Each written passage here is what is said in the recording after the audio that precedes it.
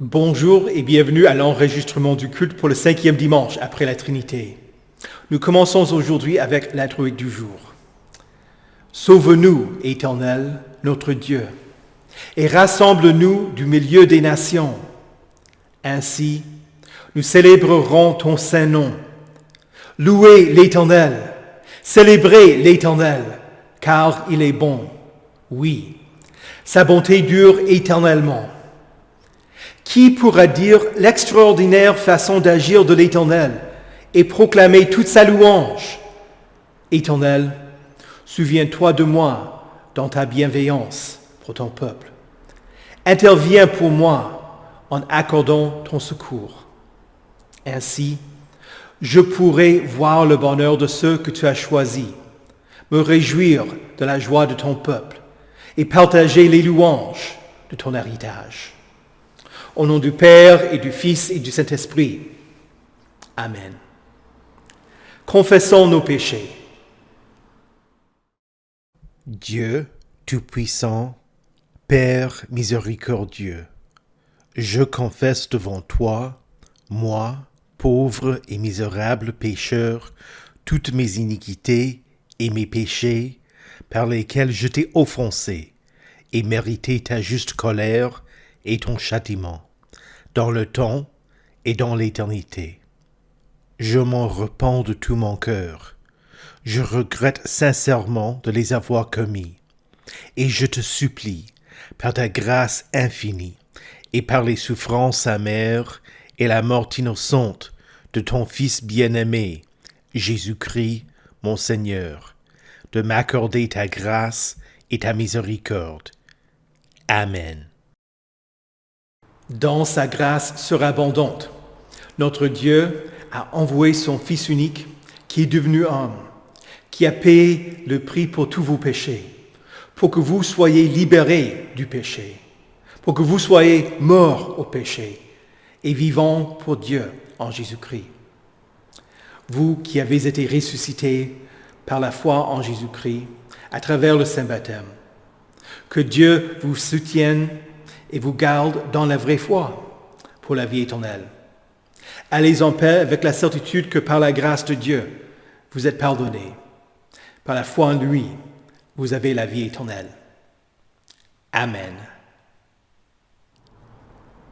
Prions le Seigneur. Ô Seigneur, nous te supplions d'accepter dans ta miséricorde les prières de ton peuple qui t'invoque et de lui accorder qu'il ait tout à la fois la connaissance et le sentiment de ses devoirs, ainsi que la grâce et le pouvoir de les accomplir fidèlement. Par Jésus-Christ, ton Fils, notre Seigneur, qui vit et règne avec toi et le Saint-Esprit, un seul Dieu, maintenant et pour les siècles des siècles. Amen. Écoutez avec respect et recueillement les lectures pour ce 5e dimanche après la Trinité. Tout d'abord l'Ancien Testament dans le 2e livre des Rois au chapitre 4, les versets 8 à 11 et 14 à 16. Un jour Élisée passait par Sunem. Il y avait là une femme de haute condition qui insista pour qu'il accepte de manger. Chaque fois qu'il passait par là, il se rendit désormais chez elle pour manger. Elle dit à son mari, « Vois-tu, je sais que cet homme qui passe toujours chez nous est un saint homme de Dieu. Faisons une petite chambre indépendante et mettons-y pour lui un lit, une table, un siège et un chandelier, afin qu'il puisse s'y retirer quand il viendra chez nous. » Élisée revint un jour dans la région, il se retira dans la chambre à l'étage et y coucha. Élisée dit, « Que faire pour elle ?» Géasi répondit, « En fait, elle n'a pas de fils et son mari est vieux. » Élisée dit, « Appelle-la. » Géasi l'appela et elle se présenta à la porte. Élisée lui dit, « À la même époque, l'année prochaine, tu embrasseras un fils. » Elle répondit, « Non, mon Seigneur, homme de Dieu, ne trompe pas ta servante. » Ici prend fin la lecture de l'Ancien Testament. Écoutez également l'Épître aux Romains au chapitre 6, versets 2b à 11. Nous qui sommes morts pour le péché, comment pourrions-nous encore vivre dans le péché ? Ignorez-vous que nous tous qui avons été baptisés en Jésus-Christ, c'est en sa mort que nous avons été baptisés ? Par le baptême en sa mort, nous avons donc été ensevelis avec lui, afin que, comme Christ est ressuscité par la gloire du Père, de même nous aussi nous menions une vie nouvelle. En effet, si nous avons été unis à lui par une mort semblable à la sienne, nous le serons aussi par une résurrection semblable à la sienne. Nous savons que notre vieil homme a été crucifié avec lui, afin que le corps du péché soit réduit à l'impuissance, et qu'ainsi nous ne soyons plus esclaves du péché. En effet, celui qui est mort est libéré du péché.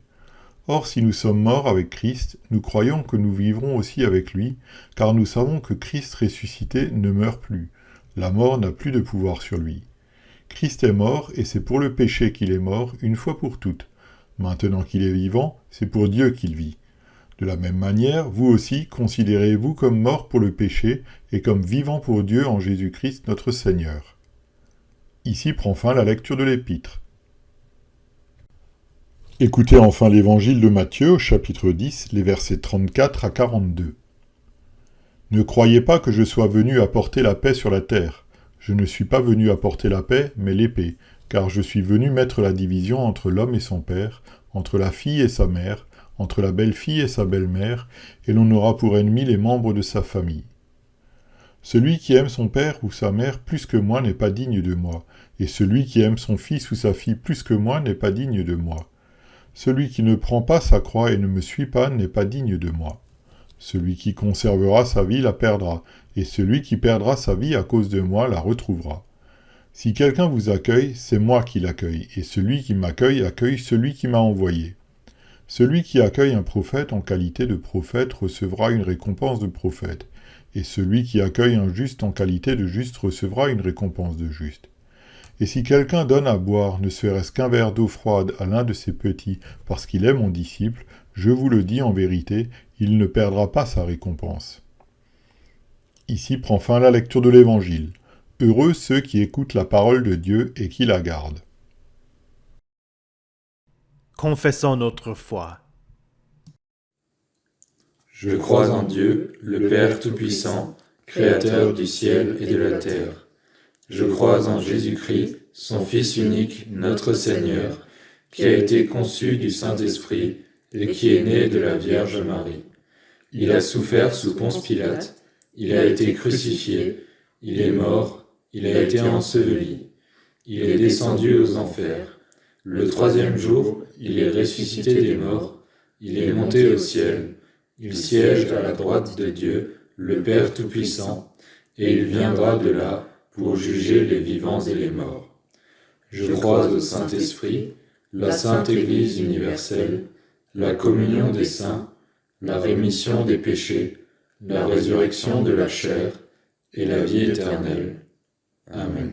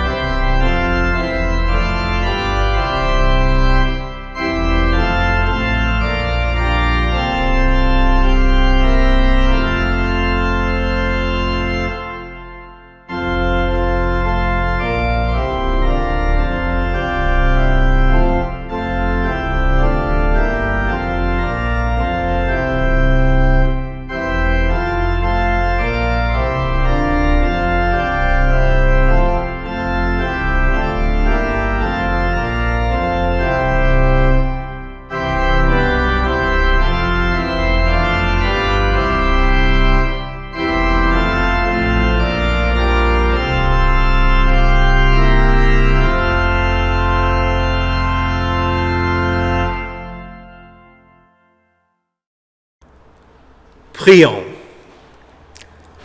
Reçois favorablement les paroles de ma bouche et les sentiments de mon cœur, ô Éternel, mon rocher et mon libérateur. Amen. Saint de Dieu, précieuse et bien-aimée, que la grâce et la paix vous soient données de la part de Dieu notre Père et de notre Seigneur et Sauveur, Jésus-Christ. Amen.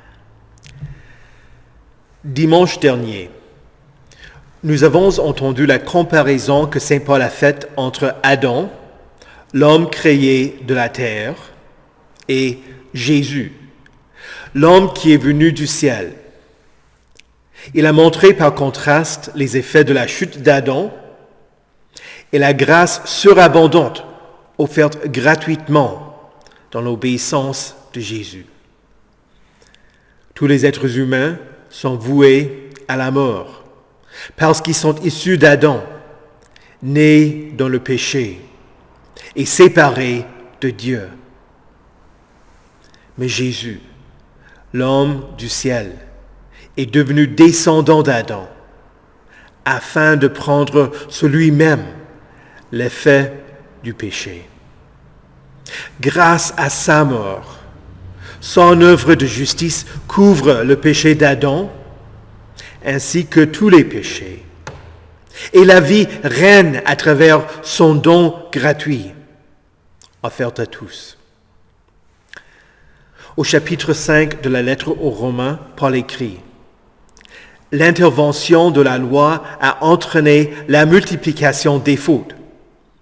Mais là où le péché s'est multiplié, la grâce a surabondé. » Dans le premier verset du chapitre 6, Paul pose la question « Que dirons-nous donc? Allons-nous persister dans le péché afin que la grâce se multiplie? » Autrement dit, devons-nous commettre plus de péchés pour que Dieu démontre davantage sa grâce? Catégoriquement, non.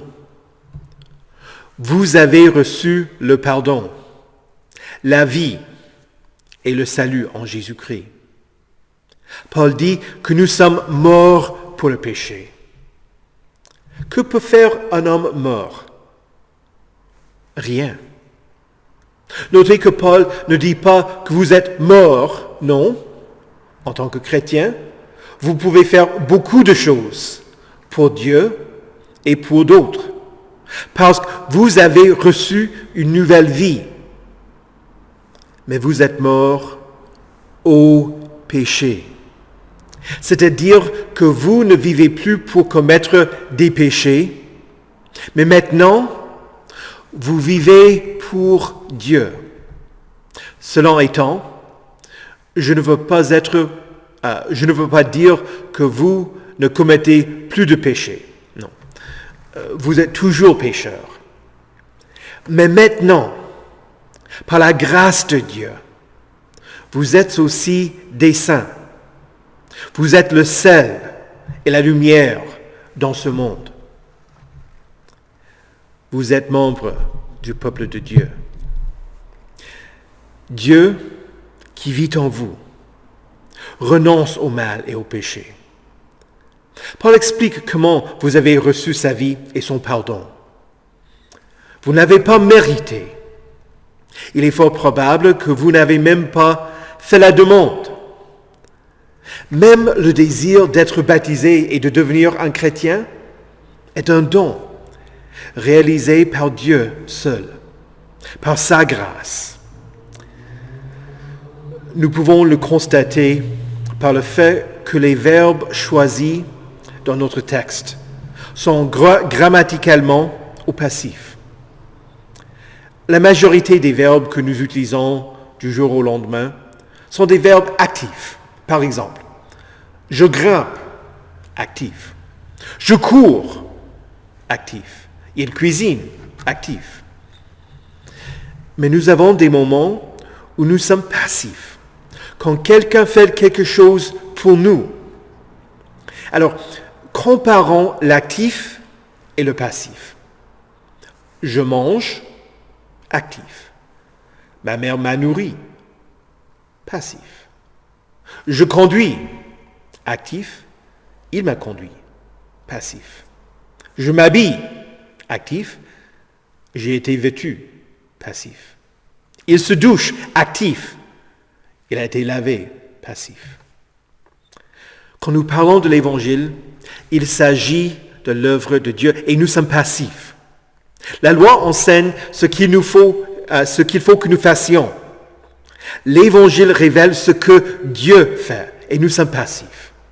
Alors, Paul écrit, « Ignorez-vous que nous tous qui avons été baptisés en Jésus-Christ, c'est en sa mort que nous avons été baptisés. » Nous y voyons le verbe baptiser 2 fois.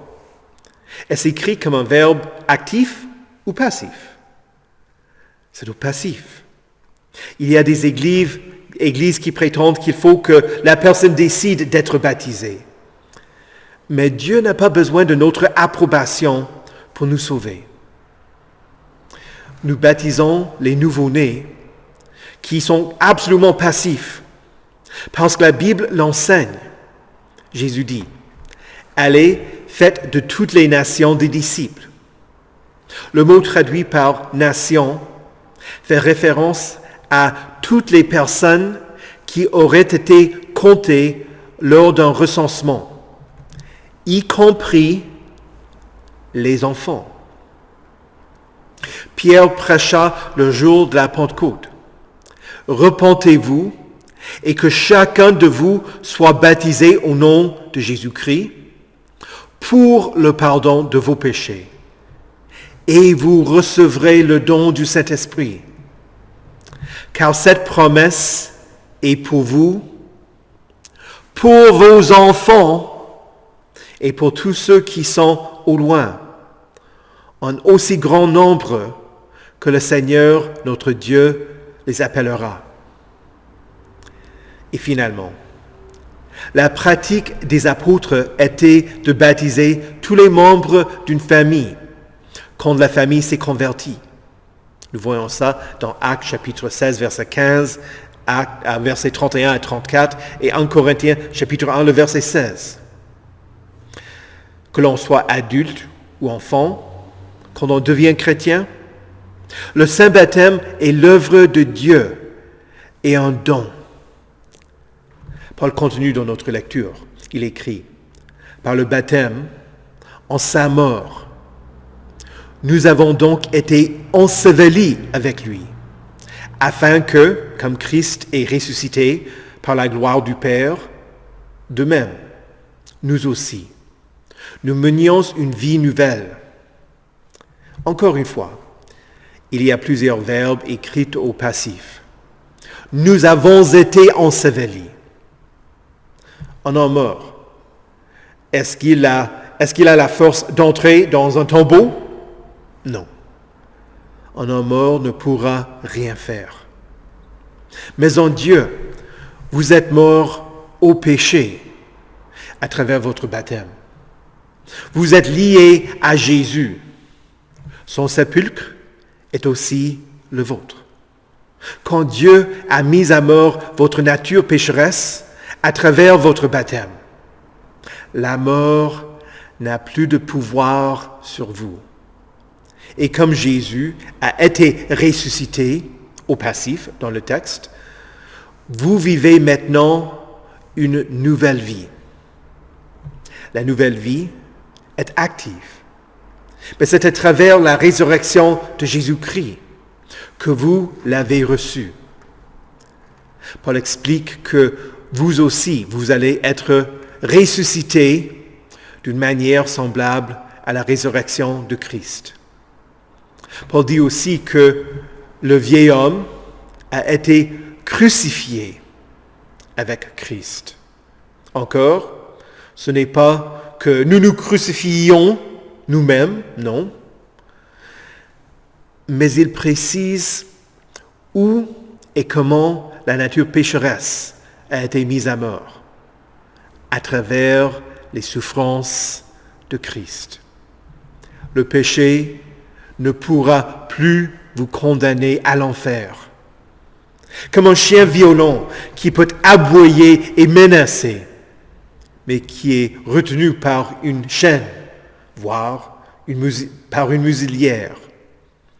Le péché ne pourra plus vous faire subir le salaire du péché, la mort éternelle. Votre corps du péché est réduit à l'impuissance. La nature pécheresse ne pourra pas vous obliger à commettre de péché. Vous n'êtes plus esclave du péché. Quand on est esclave, il faut obéir à son maître. On n'a pas le choix. On n'est pas libre. Par nature, l'homme est esclave du péché.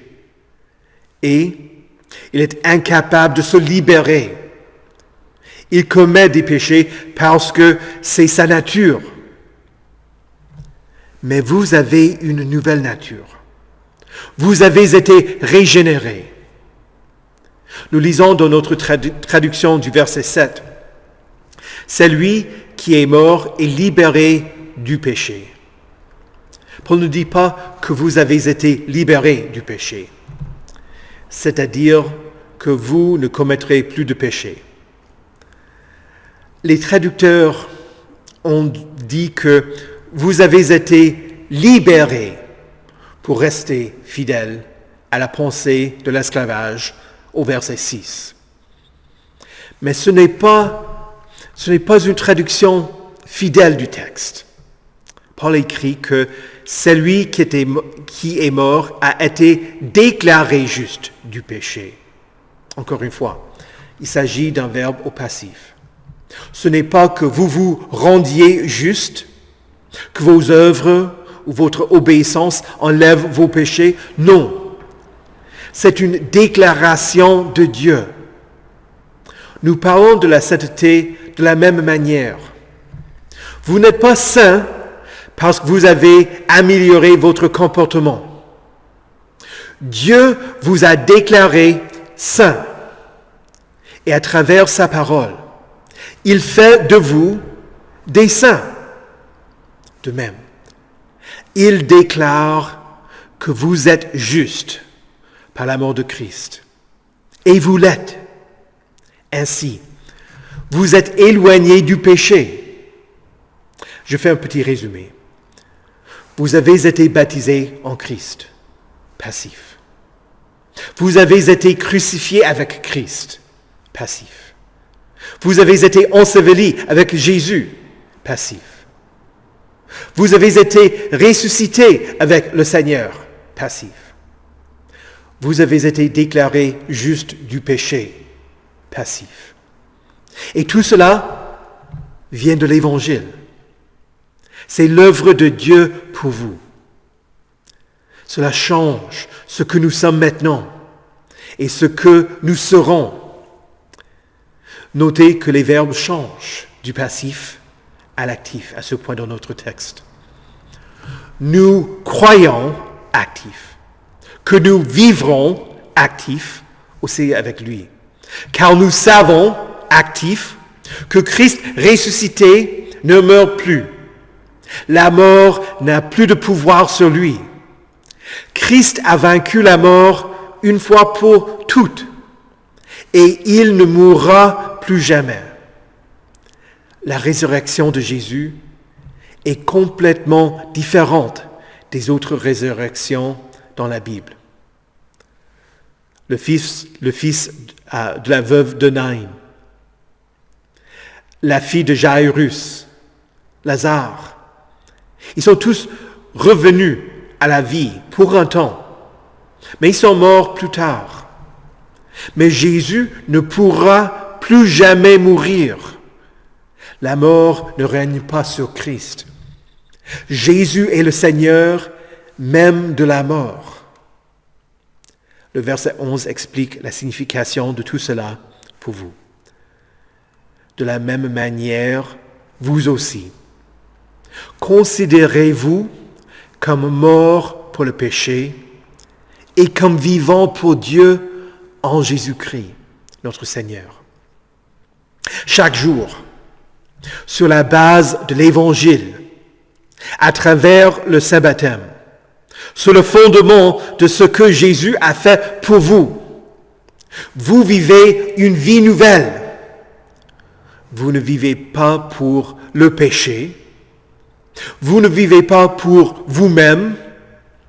Vous vivez maintenant pour Dieu, aujourd'hui, demain et pour toujours. Cette nouvelle vie en Christ n'est plus à la portée de main de la mort. Dès maintenant, vous avez part à la vie du monde à venir, présente et manifestée dans la parole et à travers les saints sacrements de l'Évangile. C'est une nouvelle réalité puissante et dynamique. Par le baptême, en la mort de Christ, votre mort par le péché a été interrompue. Christ est ressuscité par la gloire du Père. De même, vous aussi, vous menez une vie nouvelle. Vos péchés vous ont accompagnés juste dans l'eau du baptême, où Jésus les a pris sur lui. Mais en sortant de l'eau, vous êtes sortis avec Jésus pour une vie illimitée, éternelle. Le péché et la mort, vous ne les voyez que dans le rétroviseur de votre vie.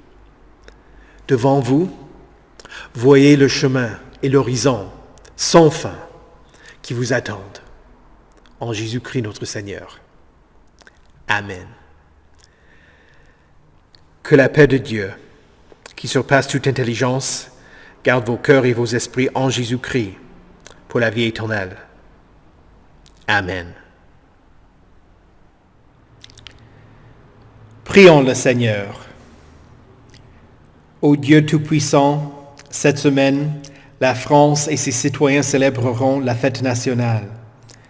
Nous te rendons grâce pour tes bénédictions et nous te prions pour le bien-être de ces citoyens et de tous ceux qui y habitent. Protège ceux qui sont élus et ceux qui maintiennent l'ordre. En particulier, nous sommes reconnaissants de ce que les émeutes aient pris fin. Donne-nous une société juste dans laquelle les plaintes soient entendues et que nous travaillions ensemble pour le bien-être commun. Nous prions aussi pour ceux qui veulent détruire et vandaliser. Change leur cœur pour qu'ils se comportent en conformité avec ta volonté. Apprends-nous à tous ce qu'est la vraie justice en Jésus-Christ, qui a subi l'injustice de la croix pour nous. Seigneur, dans ta miséricorde, écoute notre prière. Ô Dieu fidèle, tu as établi le mariage quand tu as uni Adam et Ève dans l'union d'une seule chair. Et ainsi tu as créé la première famille. Nous te rendons grâce pour ta fidélité envers Jean-Paul et Marianne Fortman, qui fêtent leur anniversaire de mariage. Continue à être un soutien pour eux, ainsi que pour toutes les familles, afin que le mariage chrétien soit un reflet de ton amour pour l'Église et une institution qui vise à protéger et à faire grandir les enfants qui viennent de l'union maritale. Seigneur, dans ta miséricorde, écoute notre prière. Dieu de vie, nous te rendons grâce pour le don de la vie. Change nos cœurs pour que nous respections la vie et venions en aide pour assister nos prochains dans leurs besoins. Nous te prions pour les enfants qui sont à naître, ainsi que pour leur mère. Bénis les parents qui s'occupent des enfants et des enfants malades. Nous te demandons de bénir les médecins et tout le personnel de santé pour qu'ils soignent judicieusement les malades et améliorent leur santé. Donne ton appui à ceux qui sont dépressifs ou subissent d'autres problèmes de santé mentale. Viens en aide aux handicapés. Soutiens les vieillards dont les forces diminuent. Aide-nous à nous occuper des plus faibles et des personnes pour qui certains ne reconnaissent pas leur valeur, sachant à quel point ils te sont chéris. Seigneur, dans ta miséricorde, écoute notre prière. Ô Éternel, tu t'occupes du bien-être de ton peuple. Nous te prions pour les camps de mission et jeunesse de cette année, en particulier pour le camp des cadets qui aura lieu à Artsvillers au cours des 2 prochaines semaines. Soutiens Lionel, le directeur, Victor, Ilona, Robin, Joël, Noan et Jules, les animateurs, Clémence et Johan, les cuisiniers, Gary l'aumônier, ainsi que tous les campeurs. Envoie-leur ton Esprit Saint pour qu'à travers l'enseignement de ta sainte parole, les participants qui sont déjà chrétiens soient soutenus dans leur foi, pour que ceux qui ne sont pas encore chrétiens puissent mettre leur confiance en toi, et pour que tous grandissent dans la connaissance de ton salut en Jésus-Christ. Seigneur, dans ta miséricorde, écoute notre prière. Nous nous remettons nous-mêmes entre tes mains, ainsi que tous ceux pour qui nous te prions, en mettant notre confiance en ta miséricorde qui vient à nous à travers Jésus-Christ, ton Fils, notre Seigneur, qui vit et règne avec toi et le Saint-Esprit, un seul Dieu, pour les siècles des siècles. Amen. Seigneur Jésus, conduis-nous à ton royaume et enseigne-nous à prier. Notre Père, qui es aux cieux, que ton nom soit sanctifié, que ton règne vienne, que ta volonté soit faite sur la terre comme au ciel. Donne-nous aujourd'hui notre pain de ce jour. Pardonne-nous nos offenses, comme nous pardonnons aussi à ceux qui nous ont offensés. Et ne nous laisse pas entrer en tentation, mais délivre-nous du mal. Car c'est à toi qu'appartiennent le règne, la puissance et la gloire, au siècle des siècles. Amen. Recevez la bénédiction de l'Éternel.